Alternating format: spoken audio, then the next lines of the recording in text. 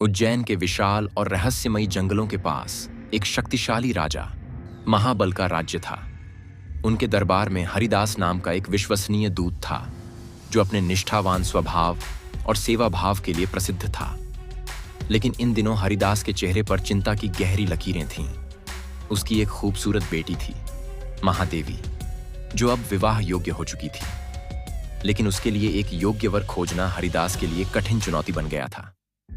इसी बीच एक दिन राजा महाबल ने हरिदास को एक महत्वपूर्ण कार्य सौंपा। उसे एक विशेष संदेश लेकर दूसरे राज्य में जाना था।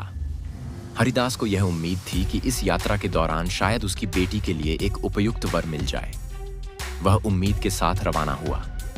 दूसरे राज्य में पहुंचकर हरिदास का गर्मजोशी से स्वागत किया गया। वहीं एक दिन उसके पास एक रहस्यमयी ब्राह्मण आया। उसकी आंखों में एक अजीब सी चमक थी।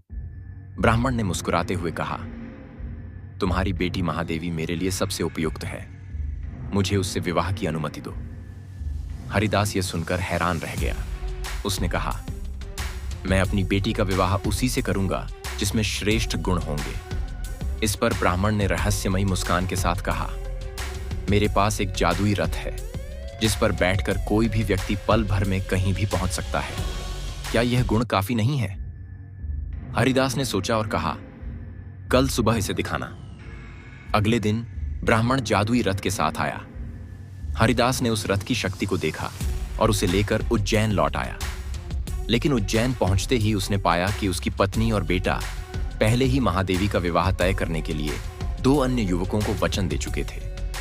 अब समस्या यह थी कि महादेवी के लिए 3 वर खड़े थे।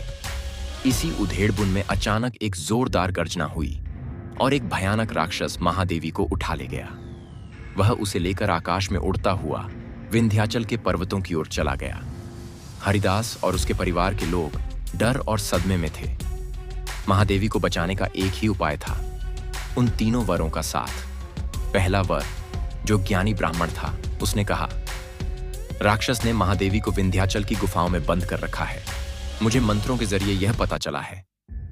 दूसरा वर, जो जादुई रथ का स्वामी था, बोला, मेरे रथ पर चलो, हम तुरंत वहां पहुंच सकते हैं। तीसरा वर, जो एक कुशल धनुर्धर था, बोला, मैं अपने शब्द वेदी तीर से उस राक्षस को मार गिराऊंगा। तीनों वरों ने अपनी अपनी शक्तियों का प्रयोग करते हुए महादेवी को बचाने का निश्चय किया।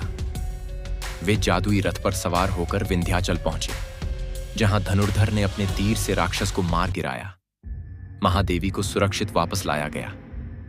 लेकिन अब सवाल था, महादेवी को किसके साथ विवाह करना चाहिए? क्या उस ज्ञानी ब्राह्मण के साथ जिसने राक्षस का ठिकाना पता लगाया था, या उस रथ स्वामी के साथ जिसने सबको वहां तक पहुंचाया, या उस धनुर्धर के साथ जिसने राक्षस का वध कर महादेवी को बचाया? कहानी यहीं पर एक रहस्य बनकर रह जाती है, एक सवाल के साथ। क्या महादेवी को उसका सच्चा वर मिला? महादेवी की सुरक्षा के बाद भी हरिदास और उसके परिवार के सामने एक गहरी उलझन थी। किसे महादेवी का वर चुना जाए? तीनों वरों ने अपने अपने तरीके से उसे बचाने में भूमिका निभाई थी। महादेवी के पिता हरिदास ने सोचा कि उसे सबसे पहले ज्ञानी ब्राह्मण की सहायता मिली, जिसने राक्षस का ठिकाना बताया। उसकी वजह से ही महादेवी का पता चल पाया था। फिर रथ के स्वामी ने उसे वहां तक पहुंचाया और धनुर्धर ने राक्षस का वध कर महादेवी को सुरक्षित वापस लाया। तीनों का योगदान महत्वपूर्ण था। हरिदास ने राजा महाबल से सलाह मांगी। राजा ने गहरी सोच के बाद कहा, सच्चे वीर वही हैं जो अपने कौशल का साहस के साथ प्रयोग करते हैं। राक्षस को मारने का साहस धनुर्धर ने दिखाया, इसलिए महादेवी का विवाह उसी से होना चाहिए। उसने अपनी बहादुरी से महादेवी को बचाया। राजा के निर्णय को सबने मान लिया। ज्ञानी ब्राह्मण और रथ स्वामी ने भी इसे स्वीकार किया, क्योंकि वे समझ गए थे कि वीरता और साहस का महत्व सबसे ऊपर होता है। महादेवी और धनुर्धर का विवाह धूमधाम से संपन्न हुआ।